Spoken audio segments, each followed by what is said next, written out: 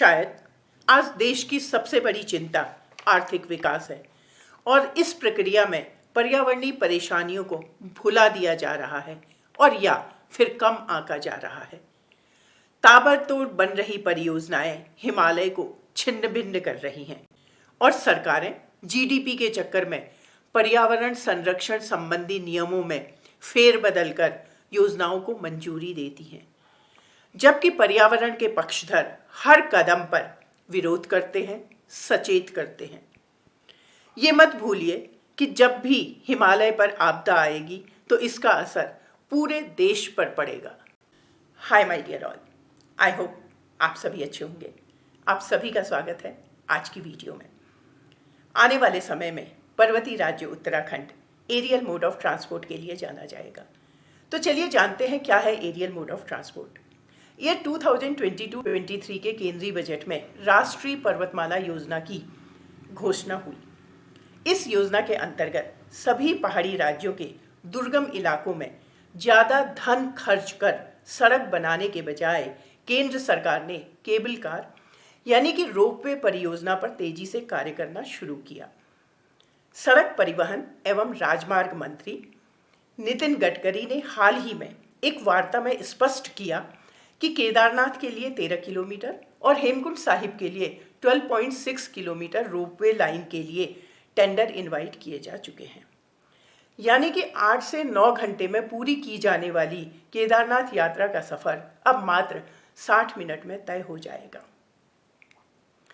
उन्होंने यह भी कहा कि इससे उत्तराखंड में रिवॉल्यूशनरी बदलाव आएगा। जहां चारधाम यात्रा के लिए श्रद्धालु दुनिया भर से आता है, अब पूरे साल यात्रा पर जा सकेंगे। यानी कि आने वाले समय में सदियों से चली आ रही कपाट बंद होने और खुलने की प्रथा में भी बदलाव आएगा। साथ ही यह भी जानकारी दी गई कि इसके अलावा 5 नए प्रोजेक्ट पर डीपीआर की शुरुआत हो चुकी है, जिसमें नैनीताल के लिए 12 किलोमीटर लंबी रोपवे लाइन, मुंशियारी से खलिया टॉप के लिए 6 किलोमीटर, ऋषिकेश से नीलकंठ के लिए 4 किलोमीटर, न्यू टेहरी में 3.17 किलोमीटर और औली के लिए 3 किलोमीटर रोपवे प्रोजेक्ट शामिल हैं। मंत्री महोदय ने यह भी स्पष्ट किया कि इसके अलावा राज्य से जो भी प्रोजेक्ट आएंगे उन पर भी काम करेंगे। निसंदेह रोपवे कम लागत, कम ऊर्जा, कम पॉल्यूशन करने वाला ट्रांसपोर्टेशन का एक बेहतर विकल्प है।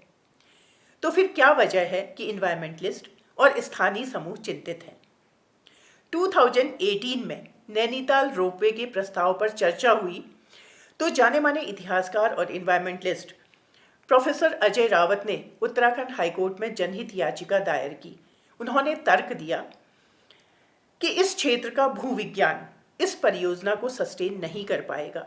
ये संवेदनशील क्षेत्र है, यहाँ की पहाड़ियाँ कैल्शियम कार्बोनेट की बनी हुई हैं और भूकंप के लिहाज से यह जोन 4 में आता है।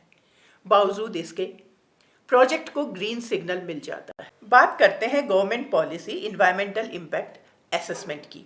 इन्वायरमेंटल इम्पैक्ट असेसमेंट 2006 के वर्जन के अनुसार 1000 मीटर की ऊंचाई पर स्थित इकोलॉजिकली सेंसिटिव जोन को उच्च स्तर की जांच से गुजरना पड़ता है, जबकि उत्तराखंड और हिमाचल प्रदेश की सरकारों के द्वारा आइडेंटिफाइड सभी क्षेत्र 1000 मीटर की ऊंचाई से अधिक ऊंचाई पर हैं। और मज़ेदार बात यह है कि केंद्र ने पिछले 5 सालों में इन्वायरमेंटल इम्पैक्ट असेसमेंट अधिसूचना में 100 से ज़्यादा बार बदलाव किए हैं, जिसके अनुसार अब इकोलॉजिकली सेंसिटिव जोन में इवैल्यूएशन की आवश्यकता तो है, लेकिन उसके लिए environmental impact assessment report, management plan और पब्लिक कंसल्टेशन की जरूरत नहीं। इन्वायरमेंटल इम्पैक्ट असेसमेंट पैरामीटर की अवहेलना का जीता जागता उदाहरण 12,000 करोड़ रुपए की लागत से बनने वाली 890 किलोमीटर लंबी ऑल वेदर रोड परियोजना है। वो कैसे, चलिए जानते हैं। 100 किलोमीटर से ज़्यादा लंबी सड़क परियोजना के लिए इन्वायरमेंटल इम्पैक्ट असेसमेंट की ज़रूरत होती है। जब एनजीओ ग्रीन दून ने एनजीटी के आदेश के खिलाफ एसएलपी दायर कर चुनौती दी तो इन्वायरमेंटल इम्पैक्ट असेसमेंट से बचने के लिए इस 890 किलोमीटर लंबी सड़क परियोजना को 53 छोटे छोटे प्रोजेक्ट में बांट दिया गया ताकि इन्वायरमेंटल इम्पैक्ट असेसमेंट को बाईपास किया जा सके। इस तरह से वैज्ञानिकों और इन्वायरमेंटलिस्ट के विरोध के बावजूद इस प्रोजेक्ट को ग्रीन सिग्नल मिला। नतीजा, माननीय प्राइम मिनिस्टर का ड्रीम प्रोजेक्ट फ्लॉप रहा, जो कि मॉनसून की बारिश तक को नहीं झेल पाया।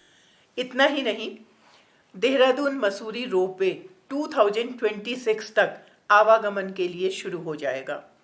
लंबाई के नज़रिए से यह विश्व के 5 सबसे लंबे मोनो केबल रोपवे सिस्टम में से एक होगा, जिससे कि देहरादून मसूरी की यात्रा 15 मिनट में पूरी हो जाएगी। यहाँ तक कि हिमालयी क्षेत्र के ट्रैकिंग रूट को सड़क मार्ग में बदलने के प्रस्ताव पर भी चर्चा जारी है।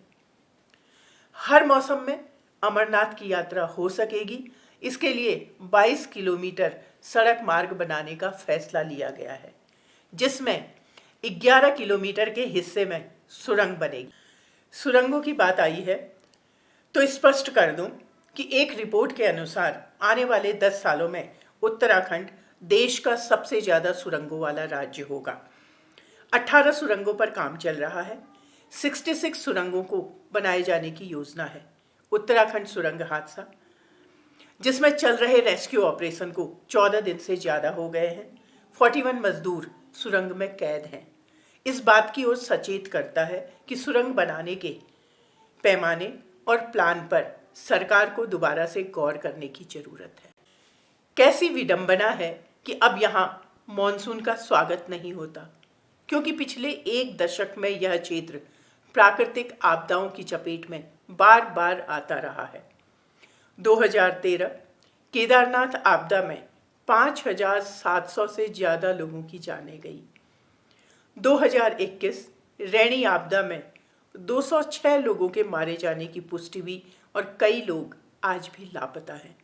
2021 भारी बारिश ने कुमाऊं में बाढ़ से तबाही मचाई और 2023 जोशीमठ भूधसाव घटना, जिसमें 603 बिल्डिंग्स इस चपेट में आई और खतरा आज भी बरकरार है। सच मानिए तो कोई भी रोपवे के खिलाफ नहीं है, लेकिन पर्यावरण सर्वोपरि है।